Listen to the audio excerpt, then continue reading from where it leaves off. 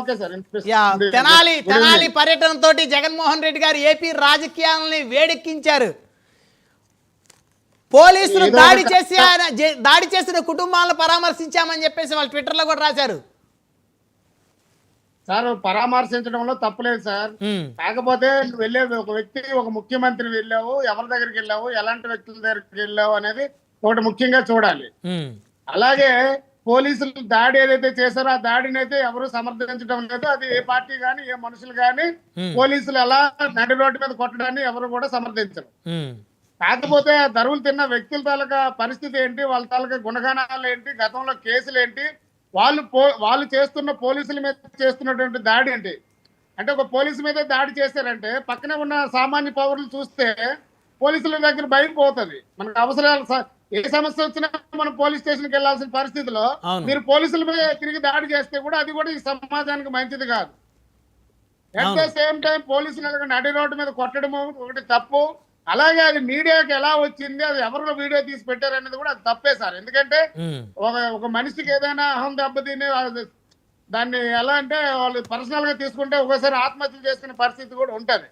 దాన్ని కాదనటం లేదు. కానీ ఈ రోజు నేను జగన్మోహన్ రెడ్డి గారి ప్రెస్ మీట్ చూశాను. నేను ఆయన మాటలు వింటుంటే చాలా విడ్డూరంగా ఉంది.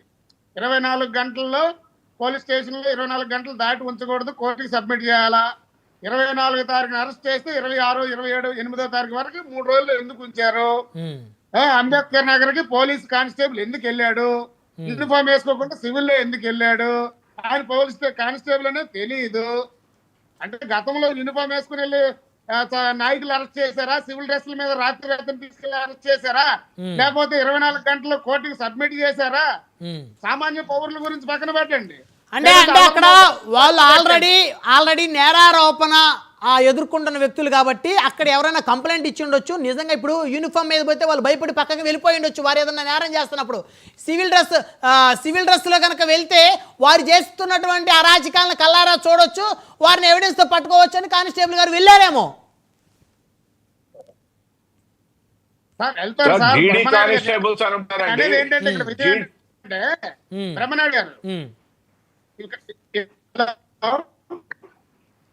బ్రహ్మనాయుడు గారు వినిపిస్తుంది, మాట్లాడండి.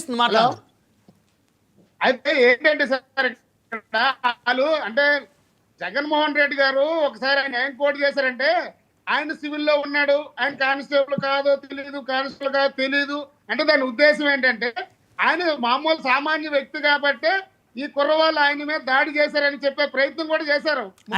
అంటే సామాన్యుడైతే కొట్టేస్తారు, పోలీసులు అయితే కొట్టరని మనం అర్థం చేసుకోవాలి. ఇంకా అది ఎందుకంటే అలా వెళ్తారు సార్. ఎందుకంటే మామూలుగా ఏదైతే ఆరోపణలు ఎదుర్కొన్న వాళ్ళు పట్టుకోవడానికి సివిల్ డ్రెస్ లోనే వెళ్తారు. పైగా వాళ్ళు ఎవరితోనో మాట్లాడుతుంటే వీళ్ళు మధ్యలో దూరం మరీ వాళ్ళతో గొడవ పడ్డారు.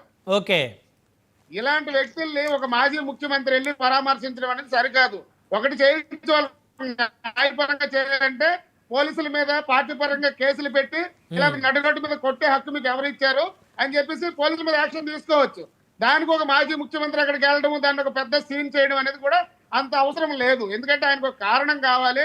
అక్కడికి వెళ్తే 4 మూగుతారు, ఒక పెట్టచ్చు.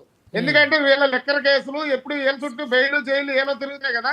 అది సామాన్యుడు కాసి తరలించే ప్రయత్నం జగన్మోహన్ రెడ్డి గారు చేస్తున్నారు అనేది నాకు అనిపించింది సార్. ఇంకోటి సార్, వీళ్ళ గురించి ఈయన మాట్లాడుతున్నారు రూల్స్ అండ్ రెగ్యులేషన్. ఒక ఎంపీని తీసుకుని వెళ్ళి కాళ్ళు పడిపోయి కాళ్ళంతా రక్తంతో నిండిపోతే ఆయనకి ఏ దెబ్బలు తగలేదని చెప్పి డాక్టర్ సర్టిఫికేట్ ఇచ్చారు, తీసుకెళ్లి లోపల పడేయడానికి సర్టిఫికేట్ ఇచ్చారంట. ఇలాంటి మాట్లాడి జగన్మోహన్ రెడ్డి గత 5 ఏళ్లలో కూడా ఇలాగే ఉండుంటే పోలీసులు ఇలా తయారయ్యేవారు కాదేమో.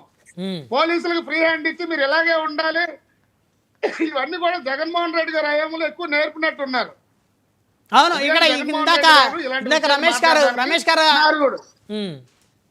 గారు అన్నారు కదా, వాళ్ళు ఏమన్నా చేయరాని చేసుకుంటే ఏమై ఉండేదని. మరి ఆ రోజు రఘురామకృష్ణరాజు గారికి జరిగిన పరాభవానికి ఆయన ఏమన్నా చేసుకుంటే పరిస్థితి ఏమై